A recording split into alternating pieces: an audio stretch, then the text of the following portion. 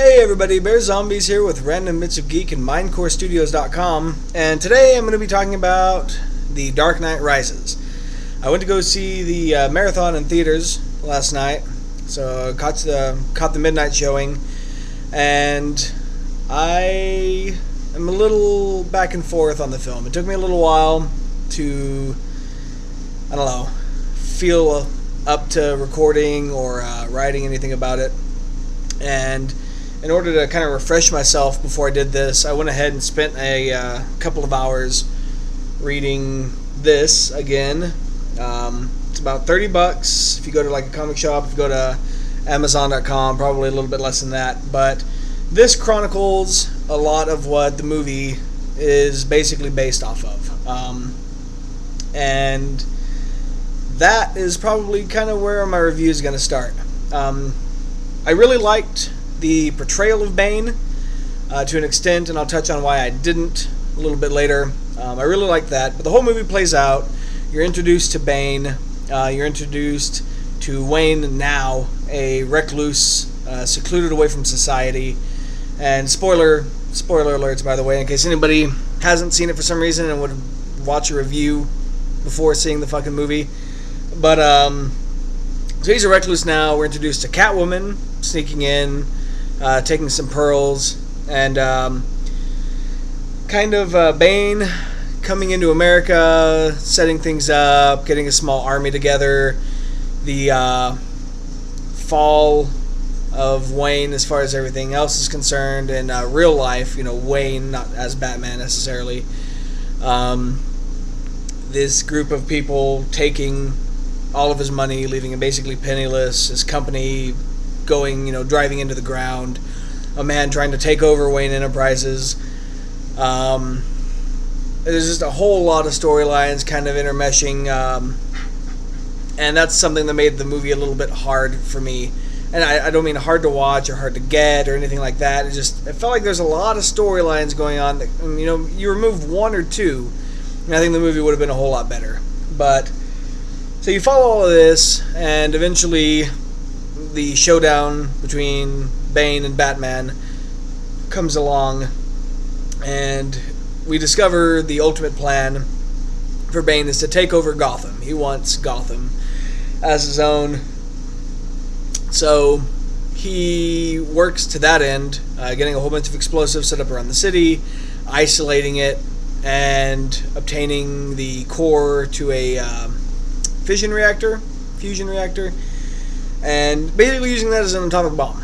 So you've got that in the city. You tell the city, hey, the city's yours. Get rid of the fucking rich people. Get rid of the police who he traps underground, the entire police force, and a whole bunch of the terrible people of Gotham are kind of released into the streets earlier on. And it's a whole lot of stuff going on. So then Bane has this ultimate showdown with Batman / Bruce Wayne, who he already knows who the identity is. I guess he's been watching him. And they fight and break his back. And that was a little anticlimactic for me. I didn't feel like it was what it should have been. The hype put into this should have made this a lot more epic as far as the scene goes. And it wasn't. So then Bane takes him and puts him in the same prison that he was born in, and leaves him there with a television, has these other guys, tells him, hey, you have to keep this guy alive, paying him to do so. And Bruce Wayne eventually regains strength, gets his back kind of fixed, because really I guess it was just a vertebra. It was kind of pushed out. Starts building his strength again, building his soul again, or whatever, and eventually escapes, goes back to Gotham, fights, takes the city back. You find out Talia al Ghul is the one kind of running things, a female scientist in the story. Bane is actually working for her, kind of, and they're both working to finish out Ra's al Ghul's plans of sacking the city and basically starting over fresh with Gotham. So Batman then goes to take the bomb away. We're led to believe he's dead, and we later find out he wasn't. He faked his own death, blah, blah, blah, blah, blah, leading a normal life, perhaps. And yeah, That's the movie. We find out that a cop, played by Joseph Gordon-Levitt, is kind of going to be Robin. Maybe somebody's going to step in and take Batman's place. But ultimately, that's kind of the film.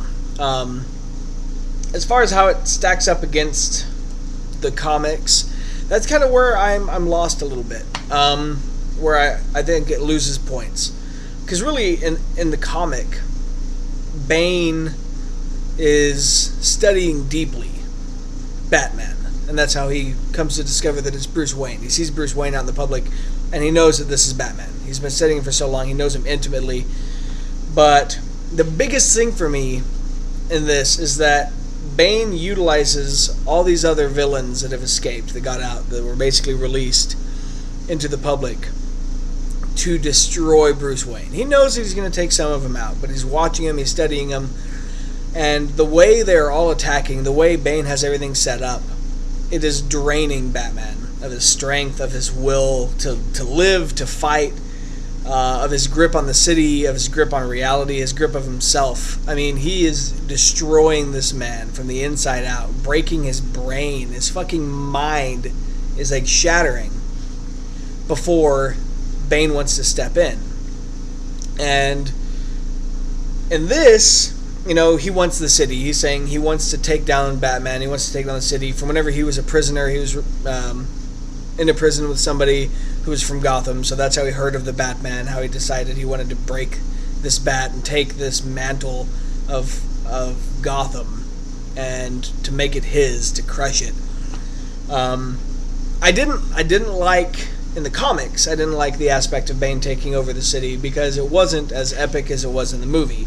He basically took over the entirety of the crime, the general seedy underworld of Gotham, and made that his. Whereas in the movie, you know, he crushed it. He separated it from everything, made it to where nobody could come in, nobody could go out. So in that aspect, the movie was better. But as far as breaking Bruce Wayne and breaking Batman, it didn't live up to the comic at all. It completely lacked in that arena. And the showdown between Bane, you know, breaking his back and destroying him was just, it was amazing. It was epic. And it was kind of the same thing where he left him alive because death would just end his agony. Only in the book, the comics, I mean, he was truly in agony. He was barely able to stand, barely able to fucking fight, to throw a fist against any of these bad guys. And he wanted death at this stage. It was just too much for him to take, to see his city falling apart around him and him really able to do nothing about it. And then for him to break his back like that, I mean, take him out of the game, that ruined him. And you had somebody step in and take his place with Azrael. But in that aspect of things, the movie completely failed. And I feel like if they had just followed this a little bit closer, man, it would have been... there would have been no need for the use of the Ra's al Ghul storyline. There would have been no need for any of that. It would have just been one man wanting to take down the pretty much complete opposite of him. You know, something that stands for ultimate good and all this, whereas Bane was named accordingly because he is the bane of every living thing. He is the bane of existence, and he lives up to it. Another thing I didn't like, the movie didn't use Venom. Bane didn't have this tool. He had the mask, he had all that stuff, but it was used to keep pain at bay, which, I mean, that never really was explained too heavily. A doctor gave it to him and it suppressed the pain that he felt. Whereas in the comics, he's got this drug that he pumps directly into his brain and bloodstream that's like a super steroid. It makes you super strong. The guy is already super smart. While he was in, you know, this prison from the day that he was born, he's been reading and reading and reading and reading. So he's super intelligent, and on top of that, super strong. I mean, strong enough to where he literally probably could have broken Batman in half if he'd wanted to do that. So I don't know. I think it really could have used something like that also. You didn't have to overplay it like they did in the other Batman movie. with Bane, where he was made this mindless, hulking freak of a fucking retard that was just terrible. They could have used that pretty heavily here. Instead, he was just a really strong guy. But the way they did it, the way they made him out to be was very intimidating. The way he hooked his hands into that vest was actually pretty badass. So I liked that. I liked Catwoman in this. I liked the way that she was utilized. A little bit different than in this comic line here. More of a, not so much a foe, not really a friend, just kind of on that fence line, and maybe at the end, they're kind of getting together. But they didn't utilize Robin, which was kind of okay. I've never really been a huge Robin advocate, but I mean, as a whole, there's just a lot of things that I felt like they didn't do right. They didn't need to use the atomic bomb aspect in this. They could have utilized the storyline that they have here, and then just had Bane take over the city and do this on his own.